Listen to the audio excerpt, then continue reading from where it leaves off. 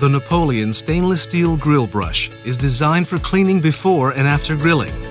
At 18 inches long, it provides good leverage for more powerful brushing without damaging your grids.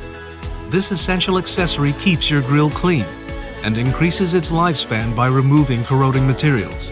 The stainless steel bristles are best suited for stainless steel grids. Do not use on cast iron grids with enamel coating.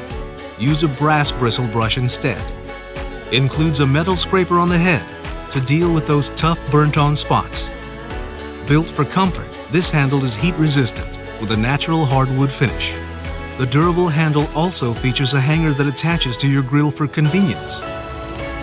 Start by pre-grilling by brushing the grids back and forth. Turn over grids by using the Napoleon grid lifter and glove. It is important to remember to clean both sides of the grids. Turn the grids back over with the Napoleon grid lifter and glove. After cooking while the grids are still hot, strongly use the steel brush again. Tackle tough spots using the scraper.